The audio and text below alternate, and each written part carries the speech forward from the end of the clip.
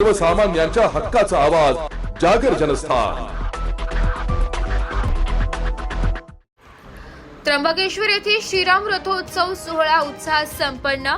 श्रीराम जन्मोत्सव सोहळ्याअंतर्गत चैत्र शुद्ध एकादशीला मर्यादा पुरुषोत्तम प्रभू श्रीरामांचा रथोत्सव सोहळा त्र्यंबकेश्वर येथे पारंपरिक पद्धतीने मोठ्या उत्साहात संपन्न झालाय।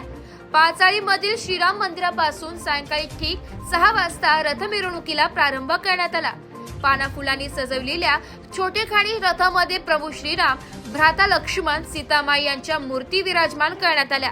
रथासमोर पारंपरिक वेशात सामील झालेले ग्रामस्थ, नऊवारी साडी नेसलेल्या बालिका ते महिला सामील झाल्या होत्या। बँडच्या तालावर रथ पाचआळी श्री बल्लाळेश्वर मंदिर, महाजन चौक मार्गे कुशावर्तावर आणण्यात आला। श्री बल्लाळेश्वर मंदिर ते महाजन चौक पर्यंत मनीष महाजन व सहकाऱ्यांनी उत्कृष्ट गालीच्या रांगोळी काढली होती। कुशावर्त तीर्थावर रुद्र देवळीकर यांच्या हस्ते श्रीरामचंद्रांची प्रक्षालन महापूजा करण्यात आली। यानंतर तेली गल्ली मार्गे गंगेला उजवे घेऊन भगवान त्र्यंबकेश्वराचे दर्शन घेऊन प्रभू रामचंद्र आणि मारुती रायाची भेट घडविण्यात आली। यानंतर परतीचा प्रवास सुरू झाला। लक्ष्मीनारायण चौक मार्गे रथ श्रीराम मंदिरात नेण्यात आला।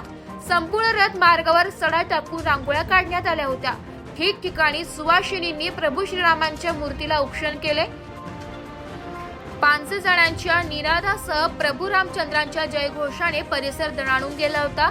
रथाचे मागे महिला रामरक्षा स्तोत्र, मारुती स्तोत्र, श्री विष्णू सहस्रनाम आदी स्तोत्रांचं पठण करीत होत्या।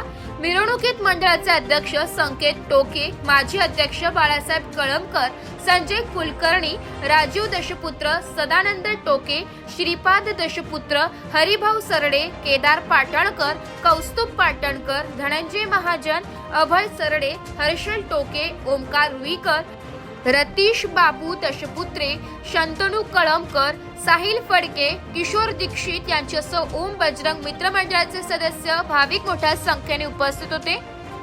जागर जनस्थानसाठी प्रतिनिधी रवींद्र धारणे, त्र्यंबकेश्वर।